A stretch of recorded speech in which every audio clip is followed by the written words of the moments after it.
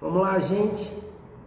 Uma satisfação a gente se encontrar mais uma vez aqui na choupana do Cacique Perna Dourada, onde as forças espirituais que me regem trazem a sustentação que eu preciso. E como eu sempre abro, é uma satisfação conversar, trazer temas para a comunidade com o intuito que sempre foi o intuito objetivo de elucidar, de trazer algum tipo de ensinamento, tendo em vista que eu não sou dono da verdade, nem quero ser. Então a ideia do canal, do programa Meu Saravá Fraterno sempre foi essa. Ficou parado durante um tempo, por um momento aí que eu quis que as coisas caminhassem por uma realidade mais espiritual aqui, por exemplo. Fiquei me dedicando mais ao terreiro, mais às atividades do terreiro, e agora eu resolvi dar continuidade a uma segunda temporada, vamos dizer assim, dos nossos encontros aqui no canal Portal de Aruanda, mas lá na outra plataforma, no TikTok, eu tô sempre ali com um programa também. Na verdade não é um programa, é um encontro Café com Amigos, que esse vai continuar ali trazendo ajuda naquilo que eu puder, no sentido de autoajuda, de dicas, de aconselhamentos e tudo mais. E o que o Marcelo resolveu agora, nessa retomada, trazer aqui para a gente colocar em pauta no programa Meu Saravá Fraterno? Bom, gente, nesse período todo eu tenho percebido muitas pessoas que têm surgido no universo das redes sociais, principalmente, trazendo uma série de opiniões, de formas de pensamento, de entendimentos em relação ao que é Umbanda, o que é religiões de matriz africana e o que não é, e o que deixa de ser, e tudo isso envolvendo as postagens, os vídeos, de modo geral. E eu percebo que, lamentavelmente, a gente não tem como fugir do que a gente tem percebido nas pessoas, uma questão de imediatismo muito grande naquilo que se refere ao estudo, ao aprimoramento, ao aprofundamento da coisa como uma realidade mesmo, né? E faz com que determinadas pessoas que se embrenham a falar da religião, ao invés de contribuir para a elucidação, o entendimento, a educação dentro do conceito espiritista, elas acabam fazendo muito mais bagunça do que qualquer coisa. A rede social hoje, ela dá voz a qualquer um que aparece trazendo conteúdos. E como de uns tempos para cá há uma preguiça muito grande de buscar entender as raízes das coisas, aquilo que se fala em 2, 3 minutos, muitas vezes se viraliza e se torna uma suposta verdade. E isso tem formado os médiuns ultimamente, a maneira de entender como que se processa a mediunidade, como que se processa os caminhos dentro de um terreiro. É altamente preocupante até pelo aspecto do que nós podemos esperar da mediunidade, o que nós podemos esperar da manifestação mediúnica, da Umbanda, daqui a alguns anos. Até porque é tão complicado a gente entrar nesse assunto, porque mexe com o ego, com a vaidade de muita gente, onde os caminhos se encurtam a cada dia que passa, se encurtam mais os caminhos. As pessoas, elas vão buscar a espiritualidade, vão buscar um terreiro, e na maioria das vezes elas não querem se submeter a um processo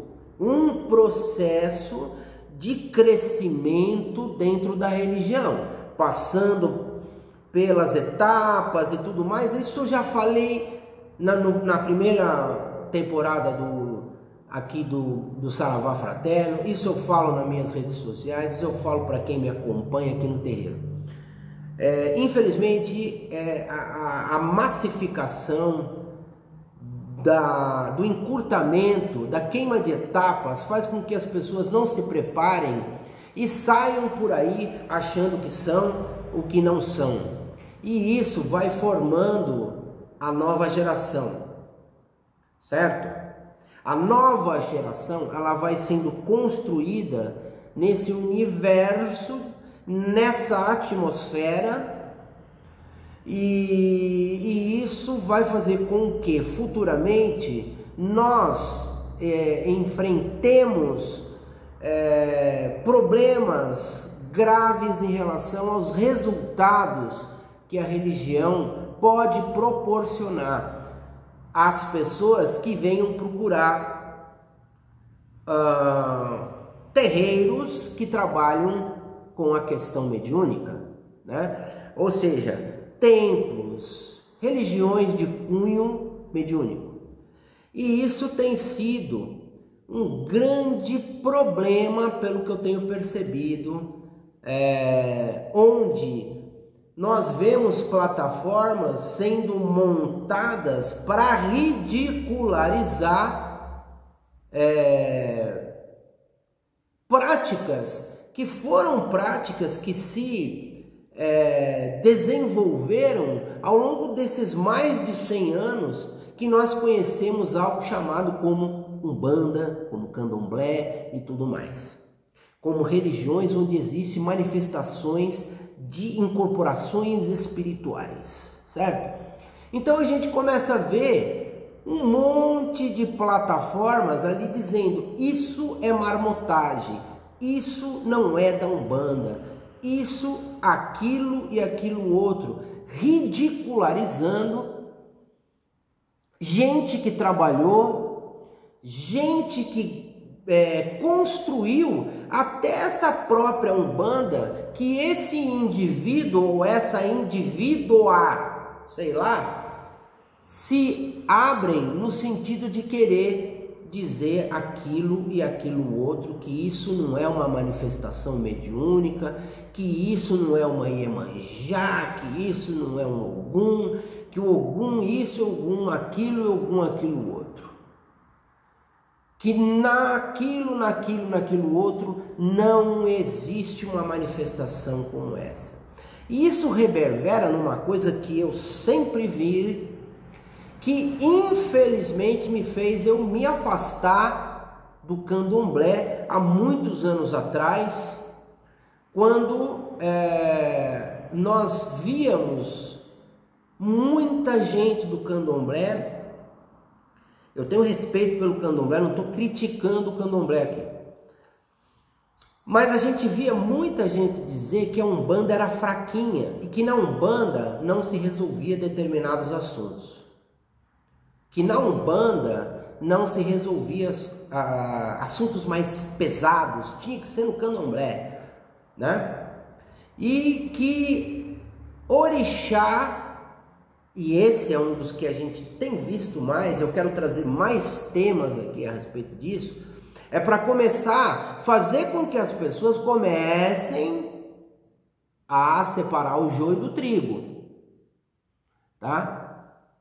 Que tem gente que só entra na rede social, não traz nenhum conhecimento relevante e fica ali arrebentando quem está trabalhando, quem está fazendo, dizendo que é coisa de marmoteiro, dizendo que isso, aquilo outro não tem. E eu ouvi, lá no princípio, eu sempre ouvia que orixá não tem na Umbanda, que orixá só tem no candomblé, e que na Umbanda só se manifesta Egum, né? E que nós temos aqui falangeiros dos orixás.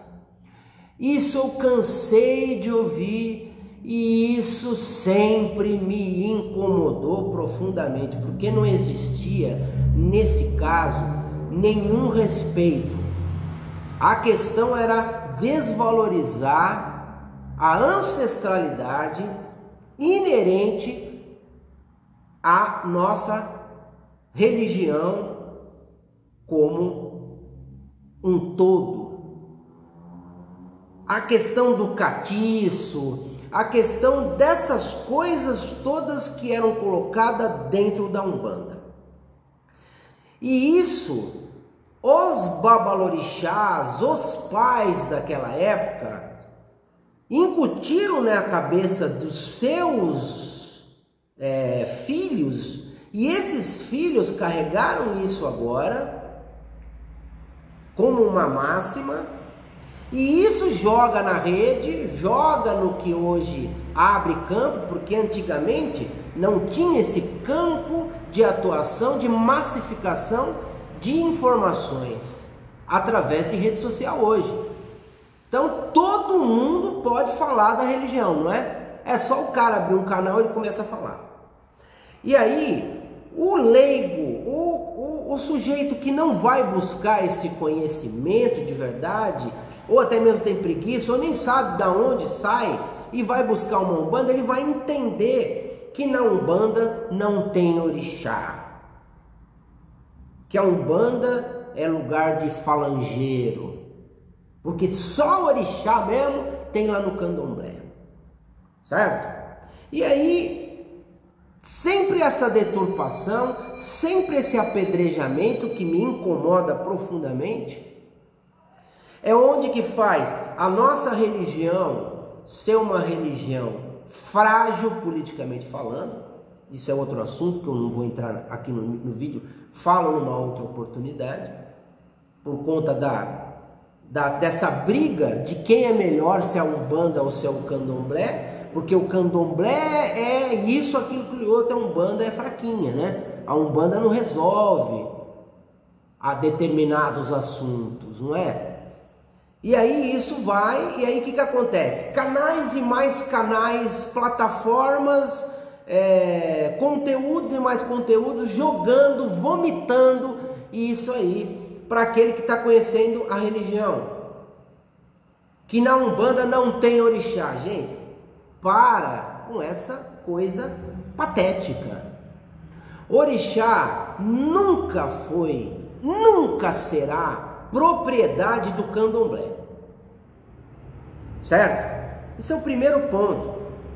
Nunca foi e nunca será. A ancestralidade, ela se refere às inúmeras encarnações que nós estivemos. Então não vem com essa conversa de dizer que Marcelo, porque é branco e de cabelo liso, não incorpora orixá negro africano do culto de nação. Porque hoje o Marcelo está branco aqui e numa outra existência, numa outra passagem, eu posso ter sido negro, como posso ter sido índio, como posso ter sido hindu, como posso ter sido japonês. Na espiritualidade não existe etnia. nós circulamos os diversos pontos do planeta, diante da psicosfera do planeta, no entorno de podermos evoluir. E isso também não foge para quem está dentro do culto de nação, no culto ameríndio, no culto hinduísta, no culto budista, não importa, você vai ser direcionada naquilo que está determinado. Nesse momento o Marcelo está aqui branco, mas a minha ancestralidade, se eu não tivesse ligação a ela, eu não teria aqui um caboclo, né, um vermelho que me dá a sustentação para existir esse terreiro aqui, porque se não fosse ele e toda a egrégora, nada disso acontecia. Então, dizer que não tem orixá na Umbanda é tão ridículo que eu não consigo nem expressar uma qualificação para isso. E eu gostaria muito que me argumentasse de forma eloquente daquilo que eu estou falando, se é uma falácia ou não, tá? Existe muita gente dentro dos cultos de nações também que dizem que estão incorporando, ou virando, como eles gostam de ser, e as vidas deles não estão resolvidas, as situações deles não estão resolvidas, e com uma série de problemas. Então, como que, se eles têm todo o poder de resolver tudo, por que eles não resolvem a própria vida deles dentro dos cultos e nações? Porque eles têm ali o orixá à disposição e cobrindo o ori e a cabeça e a existência desses indivíduos, certo? Enquanto nós vemos muita gente dentro da Umbanda incorporando um egum, como vocês adoram de desqualificar, um preto velho, resolvendo problemas gravíssimos de quaisquer que sejam as naturezas, às vezes acendendo uma vela. E se o indivíduo fosse dizer que na Umbanda não tem orixá, que nós só temos os falangeiros, no intuito de sim menosprezar, de desqualificar a nossa estrutura espiritual, nós não teríamos aqui uma série de acontecimentos diante daquilo que nós necessitamos dentro da nossa evolução espiritual. São tantas coisas a se salientar que não é num vídeo aqui que eu vou estar colocando, certo? E às vezes a gente tem até mesmo desgaste em tocar em determinados assuntos dentro de canais, porque as pessoas estão tão imediatistas que elas não querem assistir conteúdos edificantes. Mas eu não estou preocupado com isso. Se um assistir o vídeo e eu conseguir acertar a cabeça daquele na questão da conscientização, já me interessa. Até porque, se a gente for parar para pensar, os cultos de nação, as religiões que são de matriz africana mesmo, se eles fossem realmente seguir à risca as coisas, eles não teriam lá Pombagira, estou falando Pombagira entidade, Pombagira, Exu Tranca-Rua, por exemplo, Pombagira Maria Padilha, eles não teriam lá boiadeiros, eles não teriam essas entidades se manifestando lá. Eles só incorporariam, ou melhor, como eles gostam de dizer, eles só virariam nos orixás. Então, a partir do momento que você pega o culto da encantaria, você pega o culto dos espíritos ancestrais, você pega o caboclo, você pega lá o boiadeiro, certo? Você pega o mestre da Jurema baixando em você, você está importando o culto que não é do culto de nação. O culto de nação é só virar em orixá, certo? Então, todos esses aspectos é o que eu tenho percebido, um monte de falácia, um monte de conteúdos ridicularizando gente incorporada, por exemplo, com Ogum na Umbanda, usando um elmo, por exemplo, de São Jorge, que lembram um soldado romano.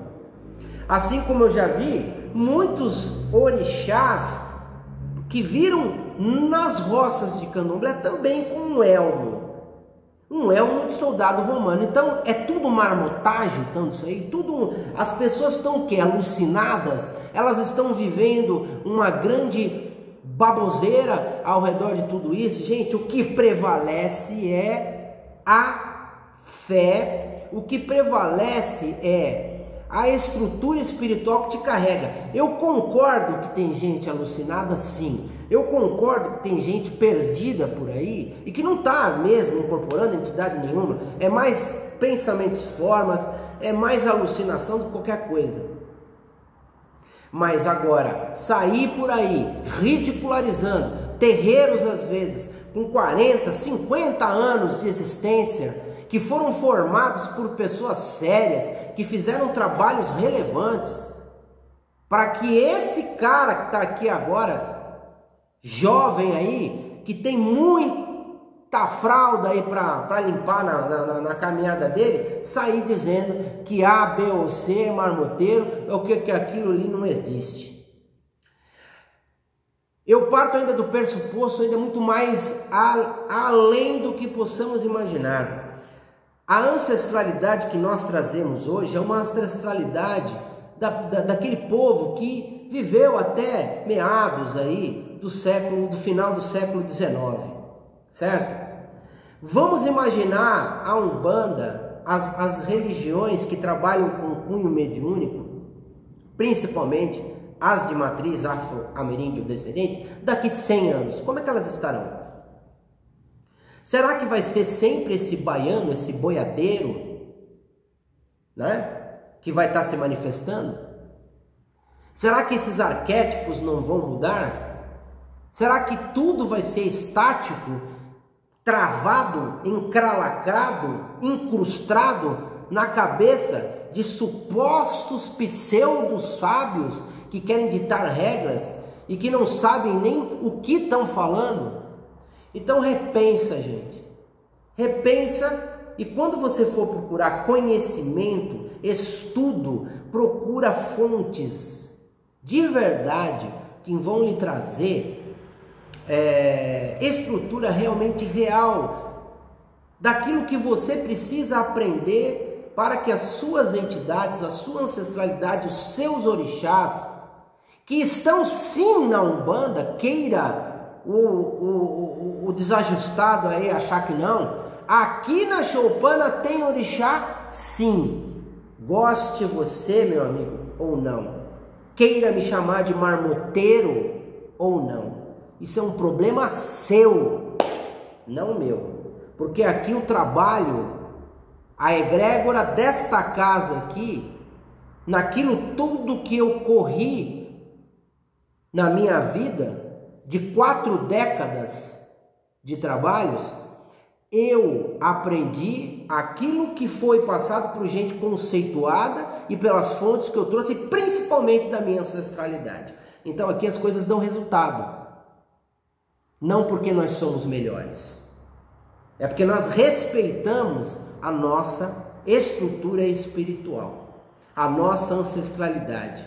E é isso que muita gente precisa fazer. E esse é o assunto de hoje aqui, tá? Estou aberto aqui a perguntas, dúvidas, divergências que sejam, desde que haja interesse. Interesse não, respeito naquilo que nós possamos passar para contribuir de alguma forma para uma coisa positiva na caminhada e na nossa trajetória.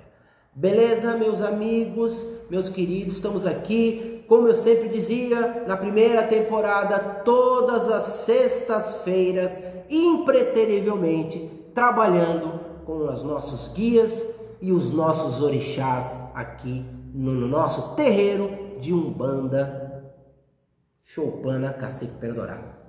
Tá certo? Um abraço, muita luz e até o próximo encontro aqui.